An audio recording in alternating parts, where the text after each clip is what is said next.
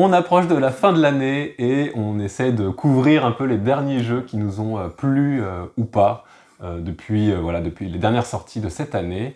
On se retrouve pour un nouveau On y a joué aujourd'hui avec 4 jeux: Miams, Formidable Farm, DJ7, et oui, et Kikai Bricolage Aid. Et on commence avec Miams, donc un jeu de dés de Jules Messot et avec du dessin de Ben Renaud. Du dessin, c'est très mignon le délire de dessin. Parce que c'est vrai que ça fait très dessiné. Dans lequel, en fait, c'est une revisite pour moi du Yams. Donc dans lequel on va avoir des dés avec différents fruits. J'ai toujours pas compris certains fruits. Bah si, il y a la pastèque, la fraise, le kiwi, l'orange et la myrtille. Ah mais en fait, j'ai retrouvé les noms des fruits. Et le chamallow. Et le chamallow. Le meilleur des fruits. Qui fait tous les fruits.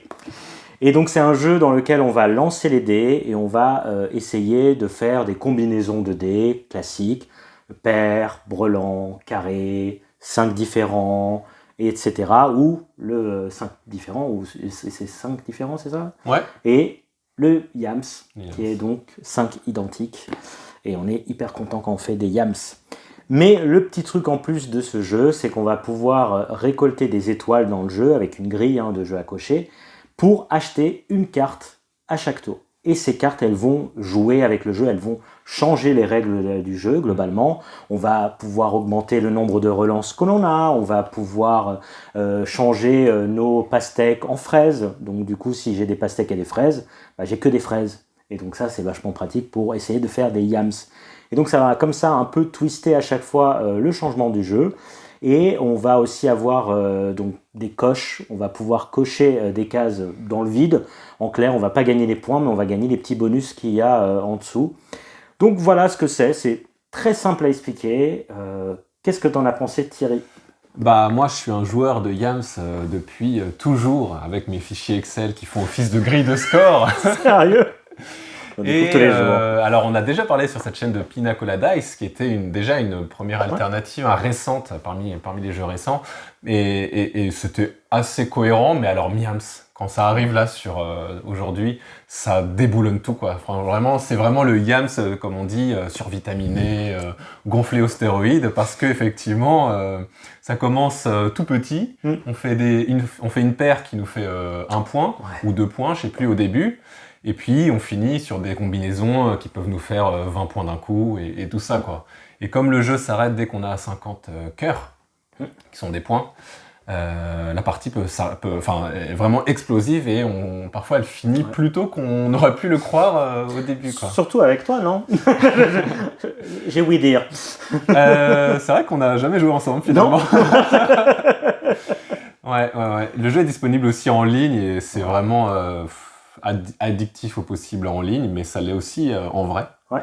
Non, moi ce que j'aime aussi, c'est qu'il y a ce système de cartes effectivement qui est une bonne idée, mais surtout pour moi la bonne idée, et c'est Jules Messot, l'auteur d'Acropolis, c'est qu'il reprend en fait ce marché évolutif en fait, avec la vraie rivière qui va faire que les cartes les plus proches de nous vont être moins chères que celles qui viennent juste d'être révélées.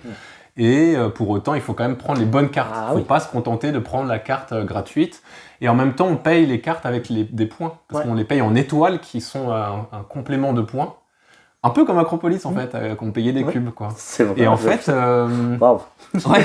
Et en fait, c'est trop malin et ça rend le jeu, en fait, stratégique et tactique, quoi. On pourrait croire que, oui, c'est du Yams, c'est du hasard. Et non, c'est pas du hasard. Non, parce qu'acheter les bonnes cartes, c'est essentiel. Et effectivement, là, il y avait une partie où il y a une carte qui est restée gratuite pendant longtemps, parce que c'était une carte qui nous faisait perdre un dé, mais qui doublait nos points. Ouais. Donc, effectivement, la plupart des gens n'ont pas envie de perdre un dé. Ouais. Moi, je l'ai pris au bout d'un moment parce que ça s'arrangeait dans mon jeu, quoi. Mais sinon, en général, du coup, elle bloque. Et du coup, tu es obligé de payer une pièce si tu as envie une autre carte. Donc ça, c'est vachement malin. Et puis, ça garde vraiment le plaisir du Yams, l'immédiateté, le côté rapide. Ça crée un peu, ça crée un peu de complications dès qu'on a un peu trop de cartes et que ça fait un peu trop de petits combos. Ah oui, si je transforme ça, ça fait ça. Et si je dépense ça, j'ai des jetons relance que je vais pouvoir relancer les dés plein de fois. Bon, pas plein de fois, mais il y a un côté comme ça, qui s'accumule, mais qui est vraiment hyper agréable. Moi, je trouve ça hyper fun. Franchement, pour moi, c'est un banger de l'année, quoi. Waouh. Ouais. Non, mais c'est vrai qu'il y a plein de trucs qui sont contre-intuitifs, ou alors qu'un débutant va vouloir, comme tu dis, faire des yams. Et ben non, des fois, tu peux gagner en faisant que des paires, parce que tu as les cartes qui sont sorties comme il faut, ou parce que tu as un peu d'expérience. Comme voilà, il faut pas dépenser ses points tout de suite, il faut pas dépenser ses dés rouges tout de suite. Voilà, ça devient presque un jeu de gestion, alors que ça ne devrait pas être un jeu de gestion, quoi. C'est ça qui est absurde avec Miams. Et voilà, j'ai des petites réserves sur le jeu en réel, parce que c'est cool de lancer des dés en vrai, mais ça peut être un petit peu long à 4-5. Peut-être à 4-5. À 3, moi j'ai beaucoup joué à 3 et à 2, ça passe très très bien. Voilà, mais si vous avez un doute, jouez-y en ligne et vous allez tomber amoureux. Ouais. Non, et pour le coup, même en vrai, moi je trouve que franchement, des petits jeux où on se lance des dés, déjà Pina Colada, moi j'avais beaucoup aimé, mais là, celui-là, je vais plus le ressortir, quoi. C'est... Peut-être quand j'aurai fait tout le tour des cartes. Eh oui. Et du coup, moi, je vais mettre une note de 5. Allez, j'ai pas le choix. C'est trop bien. Moi, pareil. En fait, je suis vraiment tombé amoureux de ce jeu, mais je pense que... Après, on me met des dés. Moi, j'avoue que j'aime trop les jeux avec des dés. Ouais, et des chamallows. On passe à Formidable Farm. Après, c'est une note expéditive. Formidable Farm, le nouveau jeu de Friedman Freeze. C'est une boîte toute verte, avec un jeu qui commence par la lettre F, parce que ça vient de cet auteur qui a les cheveux verts. Il aurait pu juste l'appeler Farm. Il a perdu un mot formidable qu'il pourrait utiliser dans d'autres boîtes. C'est ça. Il va peut-être faire Formidable Forest. Après. Ah oui, c'est vrai. Ouais. C'est un jeu dans lequel on a des cartes qui sont globalement des requêtes de petits paysans. À un moment, il y a la petite fille, il y a le vieillard, et puis il y a le petit paysan qui a sa petite brin d'herbe dans la bouche là, et qui nous énerve un peu d'ailleurs. Il nous demande un truc. Et si on arrive à leur donner, en échange, ils nous donnent un autre truc. Voilà. Ça n'a aucun sens, évidemment. Des fois, la petite fille, elle dit, tiens, si tu me donnes un mouton, je te donne 2 tomates. Et puis des fois, elle dit, mais si tu me donnes une tomate, je te donne 4 blés. Et puis voilà, il y a une petite hiérarchie de ressources, donc les blés sont plus fréquents, on va dire. Et puis les moutons et les cochons sont plus rares. Et avec tout ça, il y a des cartes qui ont été créées, il y a un certain équilibre, et en fait le but c'est de trouver la bonne séquence, quoi. De trouver, alors si je lui donne maintenant mon mouton, je vais avoir 2 tomates, du coup je pourrais payer une tomate, comme ça elle va me donner 4 blés. Qu'est-ce que je peux faire maintenant ? Là je peux plus rien faire. Je passe mon tour. Et puis chaque joueur va jouer à tour de rôle comme ça, jusqu'à 3 cartes maximum. Avant ça, on a le droit aussi d'aller chercher une ressource quand même gratuitement, parce qu'il faut bien lancer un peu. Oui. Pour les Parce qu'en économie fermée, ça ne marcherait pas. C'est ça. Et le but, c'est quoi ? C'est de vider tout son paquet, donc toutes ses requêtes. C'est le premier qui a rempli tous ses contrats, en quelque sorte, qui va gagner. Et donc, il va réussir à optimiser, à faire les trucs dans le bon ordre, ou qui va juste avoir la chance d'avoir des cartes pas trop faciles dans son paquet. Voilà, c'est un peu... Je lance des pistes comme ça, voilà. C'est un jeu un peu loufoque. En même temps, c'est un jeu assez sérieux quand même. Finalement, quand on y joue, ça reste quand même un jeu un peu de gestion, même si des fois on se marre devant l'absurdité des choses. Mais c'est pas non plus un jeu qui part dans tous les sens. C'est pas un jeu d'ambiance. C'est pas un jeu d'ambiance, voilà. Mais alors... Du coup, je vais commencer par la question, à qui s'adresse ce jeu ? Ce jeu s'adresse à des gens qui aiment bien échanger des trucs pour avoir des trucs. Et exactement. Et toutes les personnes qui aiment ça, elles vont aimer ce jeu parce que c'est globalement tout ce que l'on fait dans ce jeu, c'est échanger des trucs contre des trucs. N'est-ce pas, Céline ? Sans aucune logique. Et du coup... Sans aucune logique, c'est vrai. Et dans aucun but. Et dans aucun but, à part juste faire tourner ses cartes. Et voilà. Je comprends pas le jeu, presque, mais c'est toujours le même cas avec Friedman Freeze, c'est toujours ce truc où on a... Petite expérience. On sait pas, c'est une expérience, on sait pas si le jeu se joue de nous, ou si c'est nous qui jouons au jeu. Je pense qu'il y a un peu des deux. Et du coup, là, ça m'a fait la même chose, mais j'y crois, quoi. J'essaye, et je me dis, je vais la gagner celle-là, je vais la gagner, je vais faire ce combo qui va me permettre de faire ça, et après je vais piocher au hasard. Et ce qui est intéressant, c'est que du coup, même piocher, c'est difficile, parce qu'on ne peut pas piocher à la fin de notre tour. Donc on doit essayer de faire des trucs pour piocher. Donc c'est très rigolo. On rigole vraiment parce que c'est bizarre. Ça devient nerveux presque. Mais c'est nerveux. Quand tu commences à faire les trucs, tu sais même plus pourquoi. Il y a un moment vers la fin où on rigole un peu moins, où ça se rallonge un peu et ça devient un peu longuet. Au bout d'un moment, tu te dis, bon, là, ces cartes-là, je suis un peu bloqué. Quand la machine s'enraye un peu, même s'il n'y a pas de moteur, hein, c'est vraiment de l'échange. Et puis, au même temps, on passe 80% de son temps à regarder tous les symboles, parce qu'on ne comprend rien de tous les symboles qu'il y a. Beaucoup d'iconographie. Et beaucoup d'iconographie que l'on ne comprend pas. Alors ça, c'est... Il y a une iconographie, mais il y a beaucoup d'icônes. Oui, il y a beaucoup d'icônes. Aujourd'hui, c'est ma journée du français bizarre. Et du coup, on passe son temps à regarder les icônes pour comprendre ce que ça veut dire. En plus, c'est vraiment juste... Les icônes, c'est des fois juste la carte, elle est un peu décalée. Oui, c'est une autre icône. Tu te dis, bon, j'aurais préféré avoir un texte, mais on comprend bien que c'est du coup multilingue. Il n'y a pas besoin d'avoir de texte, mais ça, on perd en lisibilité et on perd en fluidité de jeu aussi, je trouve. Pourquoi je disais que ce gars avec son brin d'herbe nous embête, c'est parce que la petite fille, souvent, elle nous demande une ressource, elle nous donne une autre ressource. On a remarqué ça. Et puis le vieux, il nous demande des ressources, il nous fait piocher des cartes. Comme tu as dit, c'est hyper important de piocher des cartes, sinon on n'a pas de cartes à jouer en fait. Parce que c'est pas naturel de piocher dans ce jeu. Et puis ce gars-là, avec son chapeau et son brin d'herbe, et en fait, il nous demande des trucs, et il nous donne des trucs trop compliqués, d'icônes complexes. Donc on s'approprie, on finit par s'approprier les icônes, on finit quand même par comprendre. Et puis c'est assez peu de cartes dans tout le paquet. Du coup, moi j'ai une astuce, c'est que vous pouvez aussi jouer avec des enfants ou des gens qui ont moins envie de se prendre la tête, ou même si vous avez moins envie de vous prendre la tête, vous enlevez le deck de ce personnage-là, et je pense que ça tourne. Alors il y aura un peu moins de folie, ce sera un peu moins fou, mais je suis étonné qu'ils l'ont pas mis dans les règles, alors qu'ils l'ont réfléchi comme ça, quoi. C'est littéralement ce que je viens de dire. Il y a des gros problèmes de règles, malheureusement. Il y a des petites incertitudes, il y a des doutes. Quand on doit piocher et qu'on n'a plus de cartes, on a le droit de prendre une ressource. Oui, mais à quel moment? Enfin, il y a vraiment des trucs un peu bizarres. Il y a des phrases, il y a des erreurs de phrases. Voilà, c'est dommage. Ça a son mal mise en page aussi. Enfin, c'est des mauvaises règles. C'est dommage. Ça renforce le côté jeu à l'ancienne. J'ai vraiment l'impression d'avoir trouvé un jeu dans le placard de mes grands-parents. Mais voilà. Le reste, que j'ai quand même eu du fun, mais en fait, je suis un peu déçu par rapport à ce que je m'étais fait comme idée, c'est que j'ai pas envie d'en refaire des tonnes. Je peux accepter d'en faire de temps en temps, et j'ai envie de le faire découvrir, c'est ça l'astuce, mais au bout de quelques parties, on va pas y jouer non plus en duel, quoi. Bah non, même si je serais curieux, juste pour savoir si vraiment ça change les trucs. Non, mais en vrai, c'est mon défaut aussi. Je me dis, c'est l'expérience, mais on n'en refera pas une autre pour essayer de battre des records. Oui, voilà, c'est ça. Non, mais il n'y a pas trop d'intérêt là-dessus. Ouais. Il y a un petit mode solo dans lequel il faut essayer de vider son paquet de cartes en 18 tours, en gros. Ok. T'as les pions inutilisés qui font le tour du plateau comme ça, et ça fait une sorte de décompte. Bah oui, c'est le même jeu. C'est le même jeu qu'en multi. Alors bon, c'est quand même plus rigolo en multi, hein, mais c'est le même jeu en solo.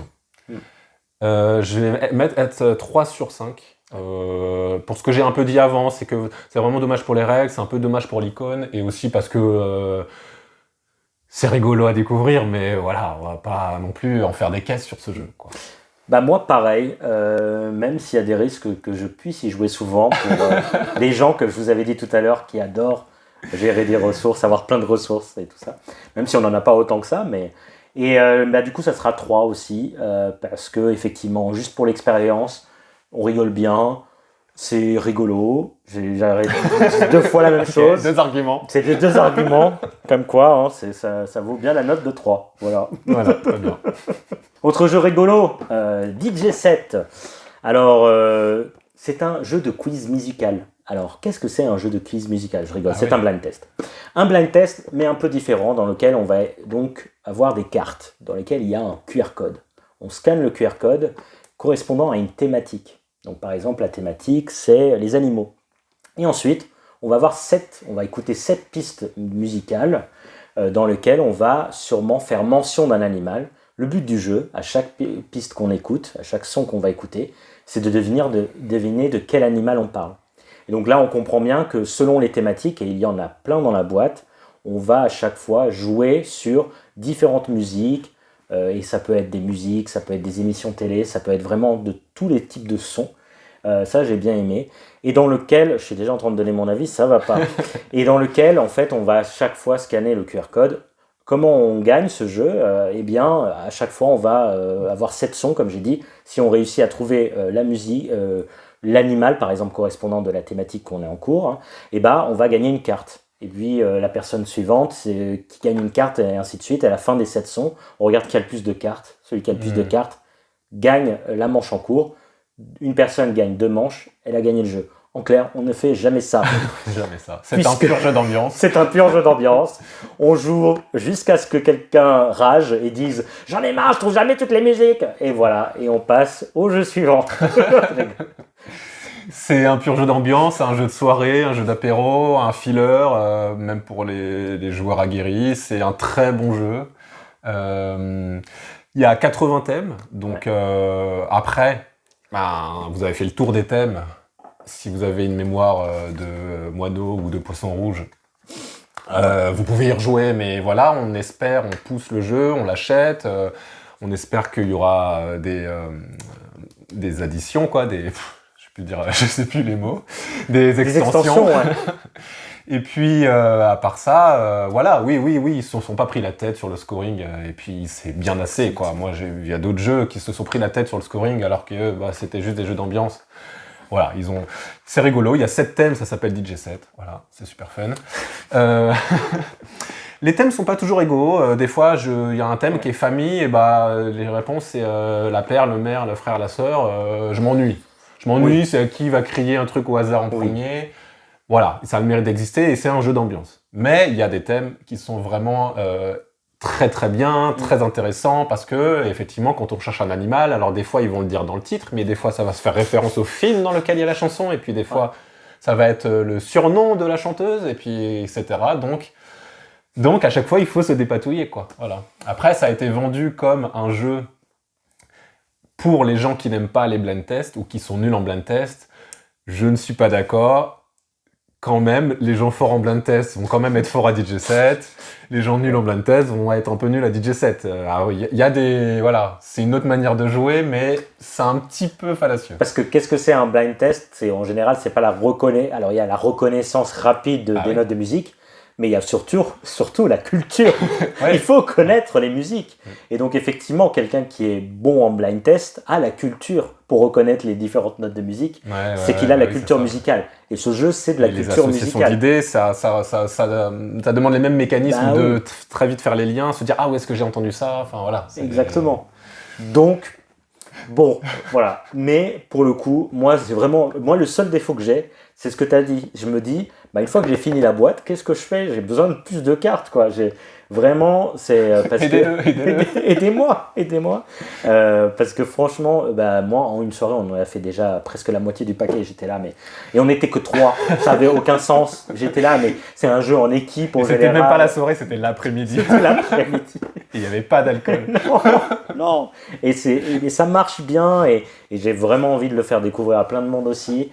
Voilà. Et c'est rare les jeux d'ambiance vraiment qui poussent le curseur comme ça, où vraiment, en fait, c'est jeux de quiz, quoi. On a parlé plutôt cette année de jeux de quiz comme le truc Zébré, j'ai déjà oublié.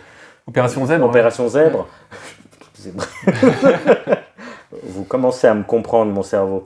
Et Opération Zèbre, et en fait, c'était une bonne idée de moderniser le quiz, mais il y avait des trucs qui marchaient pas. Là, c'est vraiment une super idée de prendre le blind test et dans une boîte, l'immédiateté, je scanne le QR code, c'est bon, ça se lance. C'est ça, pas besoin de Spotify ou de Deezer ou de Apple Music ou de YouTube Music.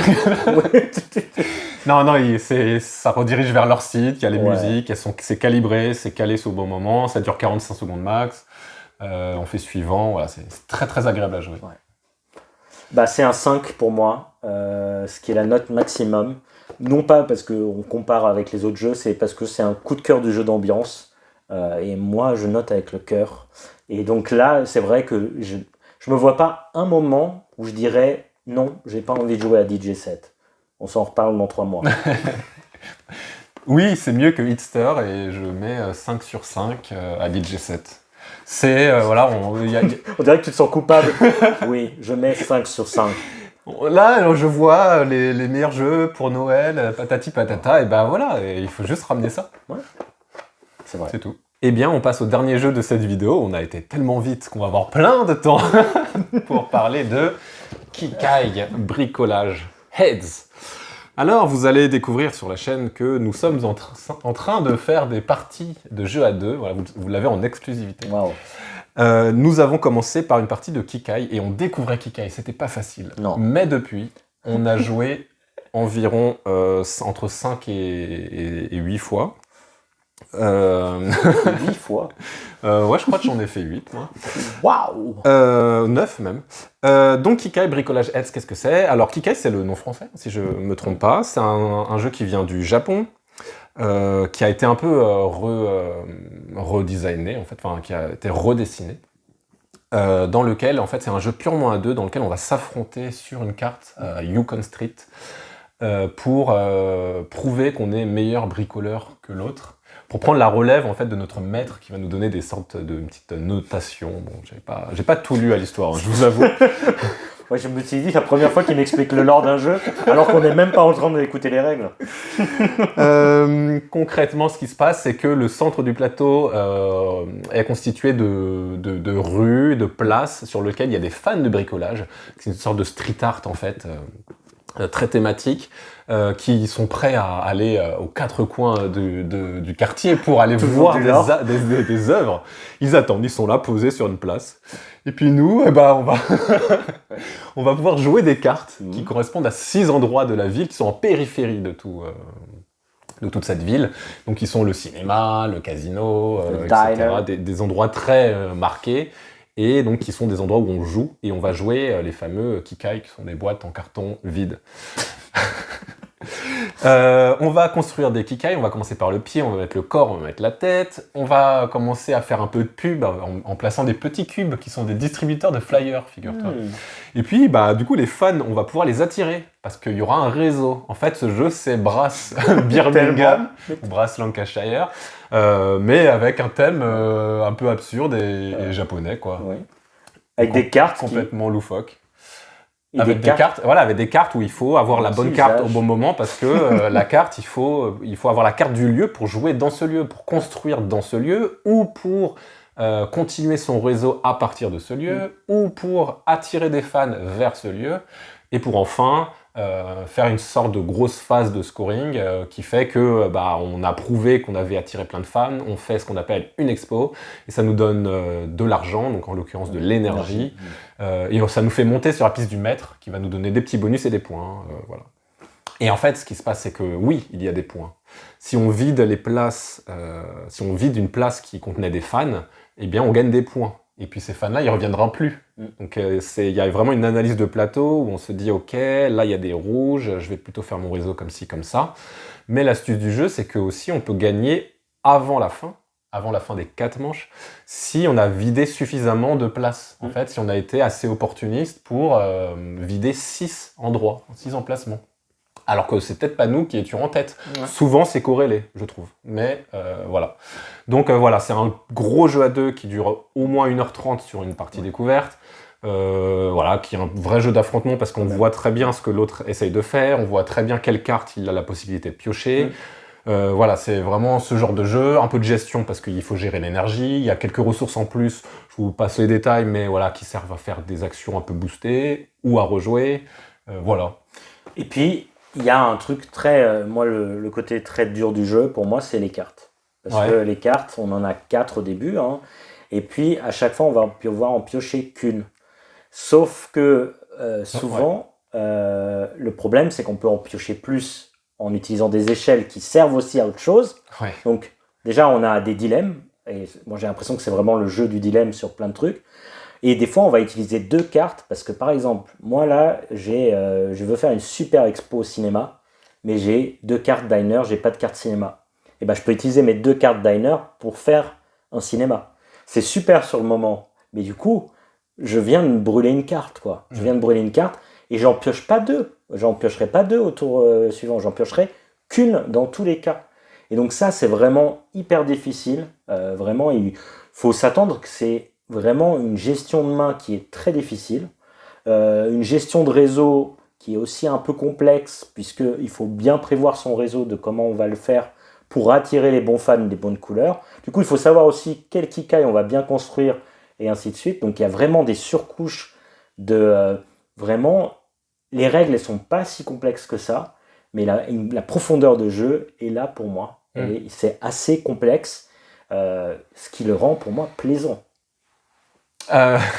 Oui, c'est complexe et il y a forcément une grosse marge de progression entre une partie découverte, vous allez le voir d'ailleurs. Oui, et c'était le bad là.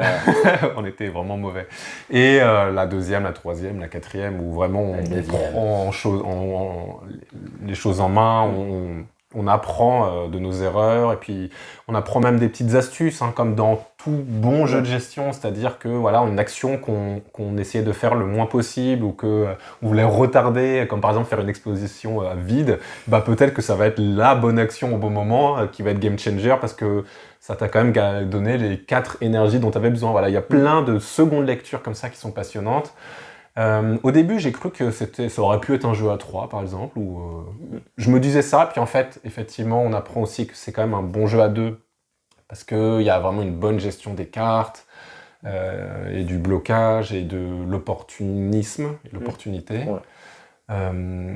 Après, moi, j'ai le sentiment que c'est un jeu dans lequel c'est soit un cercle vicieux, soit un cercle vertueux, ce jeu. J'ai l'impression qu'en fait, on va vraiment soit se retenir de jouer parce qu'on a peur que l'autre il profite et du coup les deux vont se regarder en chien de faïence et vont en fait faire des actions un peu moins bonnes, ou alors on va y aller à fond mais du coup ça va donner des coups d'opportunité encore plus forts, mais nous aussi derrière, et parce qu'en fait si on utilise le réseau, typique exemple, si on utilise le réseau de notre adversaire, on doit lui donner de l'énergie, de l'argent. Sauf que si derrière il nous reprend notre réseau, et il nous redonne l'énergie, donc en fait c'est parfois gagnant-gagnant. Enfin, voilà, je veux dire, moi, c'est un jeu que du coup, maintenant, j'aime bien jouer, allez, vas-y, de manière généreuse. On dépense comme un malade, on fait un réseau de malades, et puis ça me fait pas peur de donner de l'argent à mon adversaire, ça me fait pas peur de lui laisser au début de la partie l'opportunité de vider une place, parce que je considère qu'en fait, moi, ça va quand même m'aider à faire mon moteur. Voilà, je trouve que c'est un jeu comme ça, mais du coup, moi, je trouve que c'est un jeu que j'ai moins envie de jouer en blocage. Tu vois, c'est un jeu que j'ai moins envie d'essayer de contrôler, de dire, de jouer de manière restreinte, etc. Est-ce que tu contrôles pas les cartes, justement ? Moi, c'est un des trucs que j'ai le plus de mal. Moi, au début, j'avais joué comme ça, je m'étais dit, là, je vois qu'il essaie de faire du cinéma. Moi, j'ai presque pas d'intérêt à faire du cinéma, mais en même temps, du coup, je vais peut-être lui prendre le cinéma parce que ça va le ralentir. Et moi, au pire, j'avais déjà un cinéma et je m'en servirais pour faire un truc que j'ai vraiment envie. Donc, il y a un côté blocage comme ça. Je sais pas si ça... J'ai jamais gagné de partie. Si, j'ai gagné une. Une ou deux ? Deux. Donc, bon, je sais pas si c'était très intelligent de faire ça, mais je trouve qu'il y a vraiment du blocage là-dessus sur les cartes. Après, sur la construction, on se bloque pas, parce que en clair, chacun a son spot. Voilà. On est tranquille. Il y a le réseau, mais même le réseau, c'est très difficile à bloquer, parce que chaque emplacement, chaque lieu, il a souvent 2 entrées. Il y a une entrée facile à bloquer, qui est celle du cinéma, et du parking. C'est la première chose que j'avais fait dans la partie. Mais sinon, je trouve que, je sais pas, il y a quand même du blocage, et je trouve ça assez intéressant. Après, moi, j'ai pas joué. Il y a une deuxième phase, une phase avancée. Et ça, je sais pas si... Toi, tu y as joué, pour le coup. J'ai joué à la phase avancée qui est pour moi... J'aimerais que ce soit la vraie version, mais j'en ai fait qu'une et pour l'instant, je reste mitigé à cause de la partie que j'ai vécue. Globalement, on enlève tous les points. Au lieu d'avoir des bonus de points par-ci par-là, on n'a que du bonus, du reward de ressources, d'énergie et tout ça. Mais du coup, tous les endroits du jeu où on gagne des ressources vont être un peu tirés vers le bas. C'est-à-dire que quand on est censé gagner de l'énergie, on va en gagner moins que d'habitude. Au lieu de commencer avec 5 énergies et une ressource de chaque, on va commencer avec globalement moins. On choisit un peu, mais on commence avec moins quoi qu'il arrive. Voilà, donc il faut quand même connaître le jeu de base pour y jouer, parce que ça peut être très dur, très, très punitif. Mais j'ai envie de jouer à cette phase-là, parce que maintenant que j'ai compris plein de mécaniques, plein de mécanismes et plein de leviers en fait dans le jeu de base, j'ai envie de jouer à cette version, parce que moi dans le jeu de base, maintenant je joue plus les points. Ça me saoule de jouer les points. Je fais plus de tête de Kikai, je gagne et je mets fin à la partie, je mets les 6 piliers, les 6 panneaux publicitaires et fin quoi. Alors, parfois je rate, mais non. Mais bon, ben voilà, mais parfois ça se joue à rien, parfois je finis au dernier tour, ou voilà, on sait pas, mais en fait, voilà, ce qui me dérange, c'est que j'arrive pas à trouver mon équilibre entre ces deux manières de gagner. Et ouais, donc j'ai débattu aussi sur Discord, sur les forums là-dessus, mais en fait, moi, là, mon avis, c'est que je préfère être généreux dans mon jeu, et être généreux va souvent mener pour moi à une fin précipitée, parce que on va vraiment commencer à avoir plein de ressources et tout ça, quoi. Et ça m'intéresse pas de jouer moins, de retenir un peu les rênes, pour gérer les points, ça m'intéresse moins. Et donc, du coup, j'aime bien l'idée de cette phase avancée, où le but n'est que de poser ça, que de tout poser, quoi. Le but est que de tout poser. Après, si on n'a pas réussi, ben, y a un départage, mais il n'y a plus de points par-ci par-là. Le but, pour moi, c'est poser. Ah, mais alors je comprends mieux. Et c'est sur cette phase-là que j'ai perdu, pour le coup. Mais justement, parce que moi, en fait, j'aime bien jouer pour les points, mais après, c'est mon type de jeu, côté course, c'est toujours un peu difficile. Je ne suis pas sûr que ça me plairait. J'ai pas joué à la phase avancée, je suis curieux à essayer. Peut-être pas contre lui, mais à voir. Mais voilà. Bah, moi, je demande des avis d'ailleurs sur cette phase avancée. Peut-être que j'aurai l'occasion d'y jouer, ou je vais te forcer à jouer. Mais voilà, moi je trouve que ça renverse pas mal de mécaniques, parce que par exemple, construire une tête de Kikai sur la phase normale, bah, ça fait des points. Et le but, c'est de l'optimiser, donc c'est-à-dire que c'est de le faire le plus tard possible. Tout en le faisant avant l'autre. Donc il y a vraiment cet équilibre-là qui est en soi, sur le papier, est hyper intéressant. Sur la phase avancée, construire une tête de Kikai, ça va te donner un pouvoir permanent. Ça change toute la dynamique du jeu. Ça veut dire que tu veux le faire parfois le plus vite possible, quoi. Pour avoir ton petit pouvoir permanent qui va dire, bah, maintenant, au lieu de payer 2 pour poser un cube, tu payes que 1. Tu vois, ce genre de truc. Donc, j'aimerais bien que ce soit le vrai jeu, voilà. Ouais, mais dans l'autre, moi, ce que j'ai trouvé... il y a dans l'autre, ce que j'aimais bien aussi, c'est le scoring. Parce que le scoring, alors, en fait, la première manche, ça compte x4, parce qu'on a une grille, et donc on monte sur cette grille. Et donc, si très vite, on arrive à faire des bons kikai, des bonnes expos, et ben, on va gagner pas mal de points. Et du coup, on voit que... on voit comme ça à quelle position on est par rapport à l'autre au niveau des points. Et moi, j'avoue que je joue comme ça, donc j'avoue que des fois, j'oublie qu'il y a les panneaux publicitaires. Et c'est vrai que je m'étais dit, les panneaux publicitaires, c'est en plus. Mais vu que tu me dis que maintenant, c'est dans la phase avancée, c'est comme ça, je suis vraiment surpris. Si les panneaux publicitaires étaient une condition vraiment assez rare, je serais d'accord, mais comme, en fait, si tu le pousses, tu peux vraiment y aller. Même si c'est toi qui perds au final, si tu pousses le truc, ça va souvent, pour moi, ça va finir comme ça. Parce que c'est ça qui fait des points aussi. Donc, voilà. Justement, sur la phase avancée, je trouve qu'ils ont raté le truc de la piste. Parce que du coup, ils ont changé la piste. Et je trouve qu'ils ont un peu raté. Bon, voilà. On sent que c'est... Bon, voilà, j'ai envie d'y rejouer pour voir. Mais en tout cas, pour revenir sur un avis général... c'est un très bon jeu à 2, mais pour public averti, parce que c'est un gros jeu de gestion, c'est 1h30, ça peut après arriver à 1h, avec l'habitude. Pas beaucoup moins, je pense, je sais pas. Je sais pas, à quelle manche t'as posé tous tes panneaux publicitaires? Oui. Bah après, voilà, ça m'est déjà arrivé de le poser à la fin de la manche 3. Donc, effectivement, peut-être 45 minutes, 40 minutes, mais voilà. Qu'est-ce que tu veux dire d'autre sur ce jeu? Bah, moi, j'aime bien. Non, mais vraiment, je trouve ça agréable. J'avoue que pour moi, c'est frustrant de finir trop vite. Parce que quand tu dis, je joue pas les panneaux publicitaires, en fait, c'est une erreur de se dire ça déjà. En général, il faut voir ce que l'autre fait.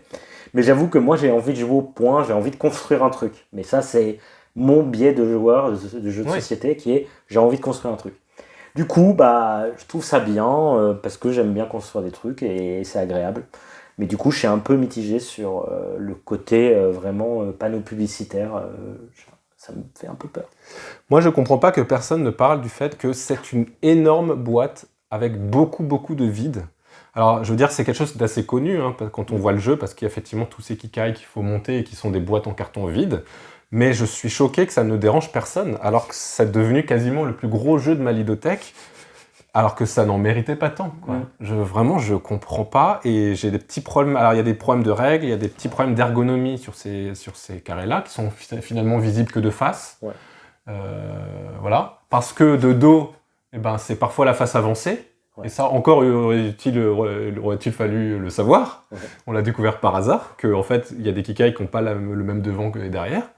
Non, ben voilà, je voulais juste râler un peu parce que je suis pas très content d'avoir une boîte pleine de vide. J'avoue, je m'en fous un peu que ça prenne 15 cm sur ma table. Oui. Franchement, ça m'intéresse pas du tout, quoi. Voilà, je suis hyper déçu là-dessus. Sinon, je vais mettre 4 sur 5 parce que même si au bout de 3 parties, j'ai eu l'impression d'avoir commencé à tourner en rond, à la manière un peu de Galactic Cruise dont je parlais à la vidéo précédente, et bah, il faut avouer qu'il y a un côté addictif en vrai. Et des fois, je marche dans la rue et j'y pense, tu vois. Je suis là, putain, j'aimerais bien distribuer des flyers. J'aimerais bien attirer des bonhommes rouges là. En fait, il y a un côté hyper satisfaisant à gérer ces 3 couleurs de bonhommes, ces 3 couleurs de Kikai, à faire son réseau, je sais pas, il y a un truc vraiment qui va toucher un niveau neuronal hyper satisfaisant. Et du coup, bah, c'est pour ça que j'en ai fait autant en novembre. Hyper addictif quand même. Bah moi, ça sera 4 aussi, pour globalement les mêmes raisons, le côté addictif et le côté d'y revenir. Et moi, pour la gestion de main, vraiment, moi j'adore le jeu de cartes. Le jeu de cartes m'intéresse. Bah, ça me rappelle beaucoup un peu Brass pour le côté multi-usage, mais vraiment gérer, moi vraiment la première partie où je me suis rendu compte que j'avais fait une action en trop et que du coup bah, je me retrouve sans carte, je me suis dit ah ouais, on est à ce niveau-là, ok. Et là, prendre ça dans la face, ça m'a vraiment, c'est bizarre, ça m'a plu. Je me suis dit, il y a du jeu sur les jeux de cartes, c'est pas juste je prends des cartes et je balance des Kikai, non, il y a de la réflexion et j'aime bien pour le coup. Ça, vraiment, voilà, 4 sur 5. Voilà pour cette vidéo de début décembre. À venir sur la chaîne, bah, on y a joué de prévu, malgré ces petits jeux là qui traînent, bah, je pense que ça va être un peu juste, mais peut-être qu'ils seront dans notre top de l'année. Peut-être. On va tourner bientôt du coup, histoire d'arriver pas trop tard. Ok. Parce que là on est déjà en retard. Hein. Oui. Les gens ils font ça de plus en plus tôt de nos jours, il n'y a plus de saison. Mais il y a encore d'autres jeux qui vont sortir. Bah ouais, attendez. Là, vendredi, je vais acheter plein de jeux. Oui. Et puis, comme on l'a un peu teasé, une vidéo d'affrontement à deux, qu'on voulait être un peu rigolote, et on en est encore qu'au milieu, même pas. On est à un tiers, donc on ne sait même pas si c'est bien, si ce que ça va donner. On ne sait pas, mais on est excité de vous montrer ça. Et puis en attendant, bah, on se retrouve à une table de jeu sur BGA, sur Miams. Pas contre lui, hein. Il est trop fort. Si. Et puis voilà. À la prochaine. Dis bye bye. Bye bye.